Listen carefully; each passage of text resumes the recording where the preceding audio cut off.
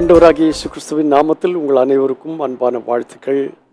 சுகமாய் இருப்பீர்களாக, தைரியமாய் இருப்பீர்களாக, மனரம்யமாய் இருப்பீர்களாக. இந்த ஞாயிற்றுக்கிழமை காலையில் 6 மணிக்கும் 9 மணிக்கும் ஆராதனைகள் உண்டு. சண்டே ஸ்கூல் 6 மணிக்கும் 9 மணிக்கும் உண்டு. மாலையிலே வாலிபர்களின் கூட்டம் 4:30க்கும், துதி ஆராதனை 6 மணிக்கும் நடைபெற உண்டு. இவைகள் எல்லாவற்றிலும் கலந்து கொள்ள கர்த்தர் உங்களுக்கு உதவி செய்வாராக. எபிரேயருக்கு எழுதின நிருபம் 12ஆம் அதிகாரத்தில் முதல் வசனத்தில் சொல்லியிருக்கு.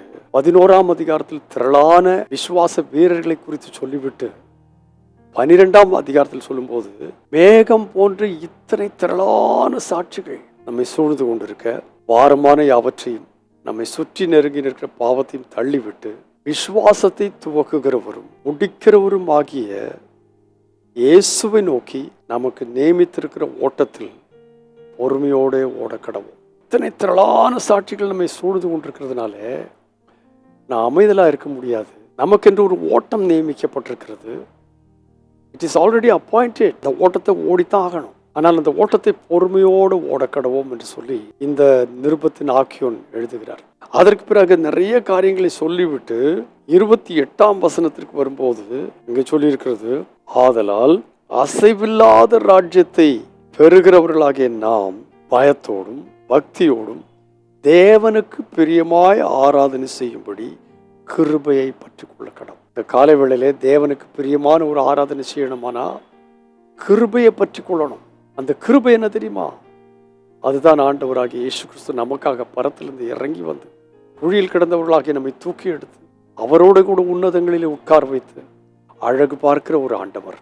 அது மாத்திரமல்ல, நமக்கென்று நியமித்திருக்கிறது ஒரு ஓட்டத்தை அவருக்கு தந்திருக்கிறார். பொறுமையோடு ஓடத்தக்கதான ஓட்டம். அந்த ஓட்டத்தை ஓடித்தான் ஆகணும்.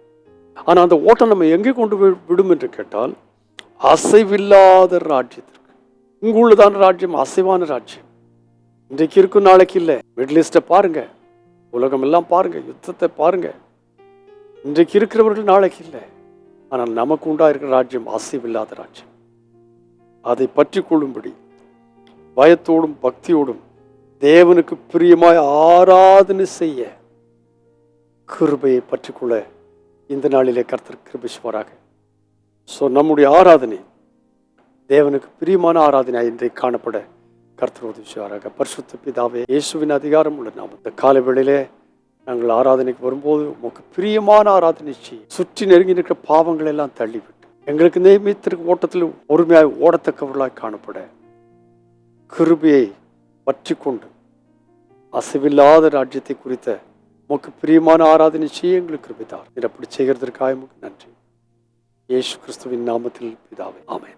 அசைவில்லாத ராஜ்யத்தை பெறுகிறவர்களாகிய நாம் பயத்தோடும் பக்தியோடும் தேவனுக்கு பிரியமாய் ஆராதனை செய்ய கிருபை தருவாராக. God bless you abundantly again and again and again and again. Amen.